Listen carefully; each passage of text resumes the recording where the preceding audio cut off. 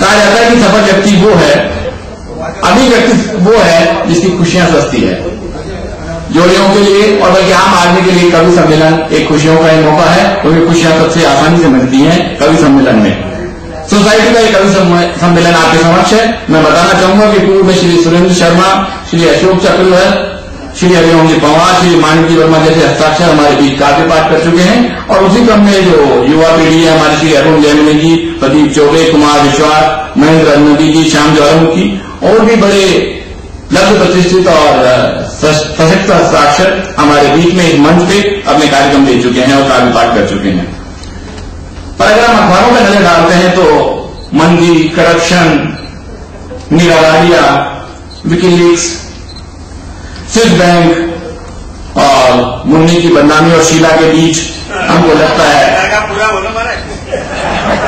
कभी कभी यहाँ मौजूद है तो मैं ऐसा कोई चीज उनको आइडिया नहीं देना चाहता हूं कि वो अपना रूप बदल लें और 26 जनवरी की तरह मनाई जाएगी और शाइनिंग इंडिया भी होगा, विसंगतियां भी होगी, विषमताएं भी होगी और उसके बीच हमारी जिंदगी चलती रहेगी। इसलिए शिकायतें अपनी जगह भले ही सही हों, लेकिन खुद और अपने गणतंत्र पर गर्व करने की भी हमारे पास बहुत सी वजह है, पर्याप्त वजह है।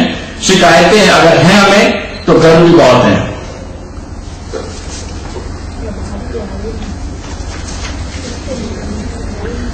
पर मैं बताना चाहूंगा कि जमानात में भी हमारे हाथ से रंग बहुत बिखरा हुआ है और हमारे रोज के कार्यक्रमों में, रोज की जो हमारी ऑफिस में कार्यक्रम चलते हैं उनमें भी बहुत सा व्यंग और हास्य नजर आता है। उनमें कई जगह मर्म भी नजर आता है। जब हम किसी आदमी से ये कहते हैं अपने व्यापारी से रफ दिखाते हुए कि भाई हम तो लागत नफे से ही काम करेंगे, और वो जब लागत की बात करता है हम अपने कर्मचारी से पूछते हैं भाई रमेश आप धर्म जी में की काली लागत बताई थी, तो उससे मालूम पड़ जाता है कि हमारे यहाँ मर्म कहाँ है और व्यापार है। ये मैं समझता हूं कि हमारे एक दिन में जब भी हम इस तरह के कार्यक्रम करते हैं और व्यापार में रहकर संलग्न रहते हैं तो हमारे यहाँ कुछ न कुछ विनोद की वो मूलभूत चीजें नजर आती है जो हमें कभी सम्मेलन से मिलती है। और वास्तव में देखा जाए तो हमारे यहाँ अगर जो हम शब्द रखते हैं, साठ है, छा है, पहाड़ है और जब एनआर है या एनएफआर है या जो भी हमारे यहाँ है उन सब में एक कविता नजर आती है। आप देखेंगे थोड़ी देर में किस ढंग से कवि आपको बताएंगे। आजकल लंबा भाषण ह्यूमन राइट्स के खिलाफ एक कार्रवाई हो जाती है क्योंकि मामला कर जा सकता है। पर मैं अन्य कोई बात करूं, कवि सम्मेलनों को बाकायदा और विधिवत आमंत्रित करूं। एक महत्वपूर्ण घोषणा मेरे सामने है और मैं चाहूंगा इस कार्यक्रम के लिए श्याम भाई घटोरिया अगर उपस्थित हैं, मैं मिलाऊं इसे जगह पे। श्याम भाई घटोरिया, जैसा कि आप लोगों को विदित है, ज्वेलर कल्चर सोसाइटी ने अपनी जो सार्वजनिक प्रोजेक्ट के सर्विस प्रोजेक्ट्स के लिए एक संस्था बना चुके हैं, उसका गठन किया जा चुका है। वो है ज्वेलर फाउंडेशन। उसको हमने विधिवत पंजीकरण के लिए अप्लाई कर दिया है और संविधान में उसका बनाया जा रहा है। और श्याम भाई उसके प्रथम संयोजक हैं और रमेश जी मणिया सह संयोजक हैं। इस समिति ने अपनी लगभग 5 मीटिंग पिछले दिनों की 2 महीने में, और एक बार मंत्री जी है, गुरु में उनसे भी की, हेल्थ सेक्रेटरी से हमारी मीटिंग हुई और एक प्रोजेक्ट पर हम लगातार विचार कर रहे हैं जिसके लिए हमने काफी होमवर्क कर लिया है और शीघ्र ही उसके बारे में अनुमति आ जाएगी। पर मैं आपको एक बीच करना उचित समझता हूं क्योंकि आप गैदरिंग भी है और एक बड़ा एम्बिशियस प्रोजेक्ट हम लेने जा रहे हैं जिसकी जानकारी आपको आवश्यक है। हमको एक प्रोजेक्ट अभी हमने आइडेंटिफाई किया है, वो है न्यूरो सर्जरी भवन के भूतल पर न्यूरो स्पाइनल यूनिट निर्माण।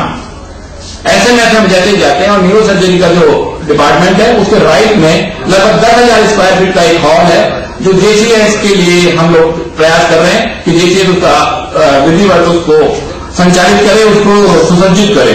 मैं आपको वो बात बताना चाहता हूं जो हमने अंतिम लाइन जो जितना हम कंट्रीब्यूशन उसके बारे में सोचते हैं वो एंड में भी बताऊंगा मैं, पर उससे पहले हम किस ढंग से अपने इंटरेस्ट सेव गार्ड कर रहे हैं वो मैं आपको बताना चाहूंगा। ये सारी मैंने श्याम भाई घटोरिया की है, इन्होंने मशक्कत की है, इन्होंने ही अलग अलग स्तर पर मीटिंग की है। मैं चाहूंगा एक बार आप करतल ध्वनि से श्याम भाई का अभिनंदन करें। देखिए हम जब बात करते हैं माल बेचते हैं तो हम सिलेक्शन की भी बात करते हैं, रेट्स की बात करते हैं, ड्यू की बात करते हैं, फिर अंत में क्या होता है वो अलग बात है। पर हमने भी प्रयास किया है। पहला हमारी शर्त हमने रखी है कि नवीन भवन का नामांकन जेसीएस के नाम पर किया जाए। दूसरा हमने रखा है कि यहाँ निर्माण कार्य जेसीएस द्वारा कराया जाएगा क्योंकि वहां पे ये भावना ये है कि क्वालिटी भी हल्की होती है, वहां 30% तो से तो गाड़ी शुरू होती है, उन सब पे नियंत्रण रखा जा सके। हाँ, जेसीएस में एक स्थान उपलब्ध होगा जहां से हम उसको हमारे 2 कर्मचारी रख के उसका नियंत्रण करें। उसका प्रयास यह है कि वहां एफिशिएंसी रहे, वहां सरकारीकरण नहीं हो। इकाई में काम आने वाली स्टेशनरी, परामर्श पत्र इत्यादि पर जेसीएस का नाम अंकित होगा और स्टेशनरी जेसीएस उपलब्ध कराएगा। बजट के अनुरूप एक ऑपरेशन थिएटर का भी निर्माण किया जाएगा। जेसीएस की सिफारिश से 4 बेड को प्राथमिकता से आवंटन किया जाएगा। इसमें उन्होंने कहा कि साहब 4 बेड नहीं, आप 2 बेड कर लें। और दूसरा ये भी उन्होंने कहा कि साहब अगर कोई इमरजेंसी में मरीज और आप रिकमेंड कर रहे हो, उसको बीमारी कम है, तो ये कैसे संभव है, पर नीति नीति उसकी फाइनल कर ली जाएगी। जेसीएस दानदाताओं की एक सूची प्रस्तर पर अंकित हो ताकि जोड़ियों का जुड़ाव अच्छे से तय हो और प्रोजेक्ट से जोड़ने का मार्ग प्रशस्त हो। ये हमने मूल कंडीशन रखी है हमारी, जो उसके लिए उन्होंने लगभग सहमति दी है। पर सरकारी काम है जिसके बारे में कोई गारंटी नहीं कर सकता कि कब क्या हो, पर अभी तक हम सकारात्मक रूप से आगे बढ़ रहे हैं। हम ये जो पत्र हमने लिखा है उसकी अंतिम लाइन मैं आपको बता रहा हूं। हम इस पूरे प्रोजेक्ट पर 2 करोड़ रुपए खर्च करने का विचार रखते हैं। श्याम भाई क्योंकि एक महत्वाकांक्षी योजना पर काम कर रहे हैं, मैं समझता हूं कि उनके कॉन्फिडेंस को, उनके आत्मविश्वास को देख के हम लोग भी प्रेरित हैं कि ये राशि एकत्रित हो जाएगी। पर ये आपको सिर्फ जानकारी के लिए, लोग ये नहीं समझे कि आप कभी सम्मेलन में आना भारी पड़ गया, फील एट होम। पर श्याम भाई जैसे ही कार्रवाई करेंगे तो आप उस समय देख सकते हैं। पर ये प्रोजेक्ट लिया गया, अगर मैं आपको इतना कह सकता हूं, मैं कमल जी और रमेश जी मनियार और श्याम भाई वहां पे विजिट किया है। अगर ये प्रोजेक्ट लिया जाता है तो हमारे 2 बड़े उद्देश्य पूरे होते हैं। एक, जयपुर के बारे में, जयपुर में कहा जाता है कि जो ही सिर्फ अपने शादी ब्याह में खर्चा करते हैं, समाज के लिए कुछ नहीं कर रहे। मैं समझता हूं उस बात को हम बदलेंगे और एक हमारा इमेज ब्रांडिंग चेंज होगी। और साथ ही ये वास्तव में समाज सेवा का उचित कार्य है जो हाथ में लिया जा सकता है। बाकी धनराशि कोई बहुत मुश्किल नहीं है, पर श्याम भाई वहां मौजूद है तो मुझे मुश्किल नहीं दिख रहा है कि कोई दिक्कत आएगी। इसमें सभी लोगों ने काम किया है, श्याम भाई ने, रमेश जी ने, कमल जी कोठारी, एवरीबडी, हमारे कमेटी में विपिन जी भी हैं और आलोक जी गर्ग जी हैं और अनिल जी गोखरू भी हैं। तो ये सब लोग कमेटी में हैं, सब लोगों ने मिलकर इस प्रोजेक्ट पर विचार किया है। अगर हमें एक प्रोजेक्ट मिल जाता है तो मैं समझता हूं एक सेटिस्फाइंग प्रोजेक्ट है।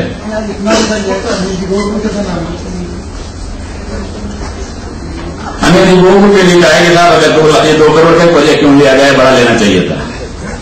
खैर अभी साहब अच्छा प्रोजेक्ट मिलना चाहिए। अब मैं कार्यक्रम को आगे बढ़ाते हुए आप सभी की ओर से जीटीएस मंच पर हमारे सिद्ध सम्मानीय थैंक यू श्याम भाई और सद्भाव के सूत्रधार सभी जनों को आमंत्रित करना चाहूंगा।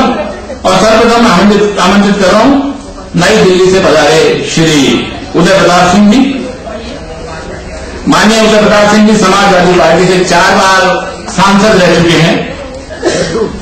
आप बहुत बड़े कवि हैं, ये आपको मैं विश्वास दिलाता हूं।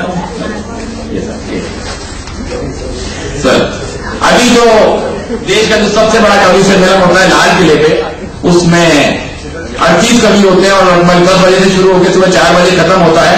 इंडिया का सबसे प्रेस्टिजियस कवि सम्मेलन था, उसका संचालन आपने किया था और उर्दू व हिंदी पर आपका समान अधिकार है।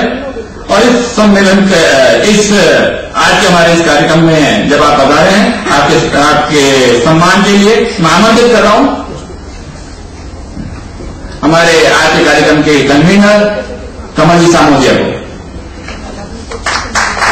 कमल जी सामोदिया स्वागत कर रहे हैं श्री उदय प्रताप सिंह जी का। हमने थोड़ा माला में परिवर्तन किया है इस बार और हमारी गुजारिश है कि आप अंत तक जब तक आगे बात करें इसको पहने रहें। ये स्वागत किया, अभिनंदन किया आज के संयोजक कवि सम्मेलन के श्री कमल जी सामोदिया ने। और मैं आमंत्रित कर रहा हूं मुंबई से बता रहे श्री आजकल जी अटल का, वो भी बड़े व्यंग्यकार हैं। विवाह फिल्म के डायलॉग आपके लिखे गए हैं, आप ही ने लिखे थे। आजकल जी भी एक बड़े साक्षर हैं और नामी गिरामी कवि हैं, उनका अभिनंदन कर रहे हैं श्री अशोक जी सिंह जी, संस्था के उपाध्यक्ष श्री अशोक जी सिंह जी।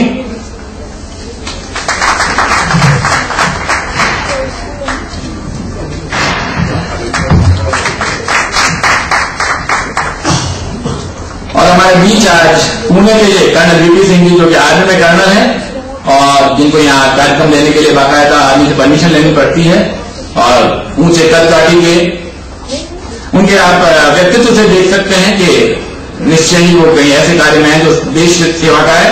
कारगिल में लड़े हैं और दीगर साहब का भोगा हुआ है। उनका स्वागत कर रहे हैं श्री दिनेश जी कटोरिया, पूर्व अध्यक्ष जनरल कल्चर सोसाइटी।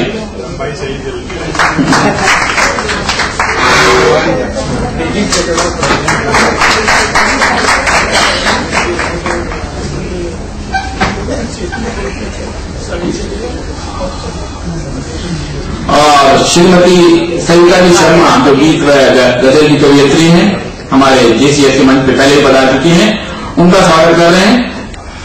मैं चाहता हूं महेंद्र जी तांबे के बजाय उनकी श्रीमती उपस्थित है, शीला जी तांबे आए और श्रीमती सविता जी शर्मा का अभिनंदन करें।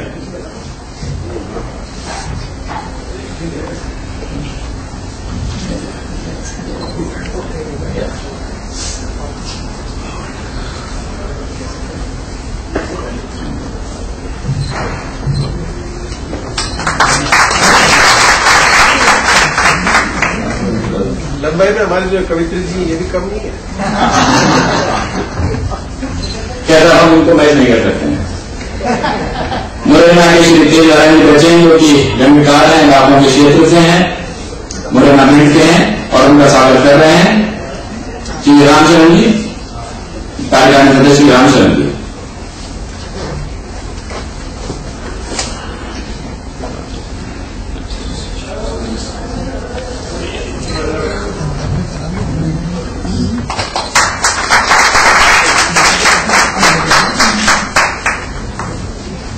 और जयपुर के श्री संपत्ति सर,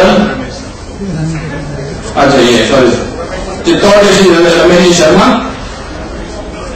नई पीढ़ी के हिंदी के सबसे सक्षम गीतकार, और उनका स्वागत करने के लिए आमंत्रित कर रहा हूं संस्था के सचिव कमल जी कोठारी को।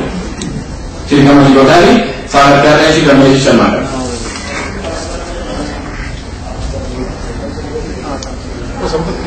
कोई बात नहीं, और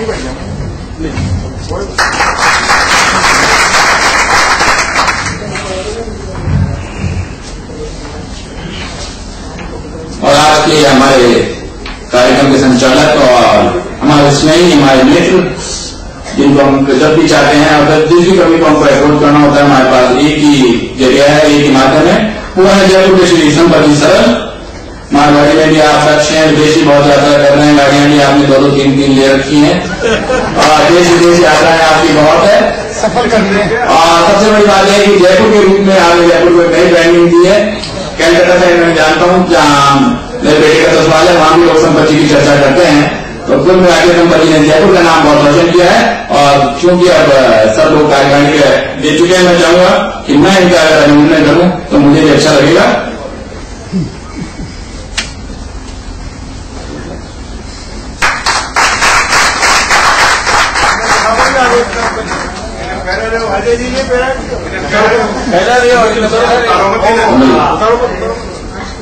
इसलिए आप मुझे कहता हूँ ऐसा कि आप जयपुर वाले हो, आपको मालूम है क्या कीमत है इसकी।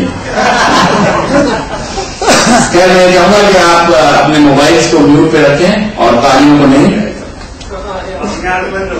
और मैं संपत्ति को माइक दूं जिसके लिए मैं ये कह सकता हूँ कि किसी चिराग का कोई मकान नहीं होता। बस ये बड़े भी अभी आए थे और जवाब जाके उन्होंने अपनी प्रस्तुति दी थी, उनका ही शेर है, किसी चिराग का कोई मकान नहीं होता, जहां रहेगा वहीं रोशनी लुटाएगा। स्वागत है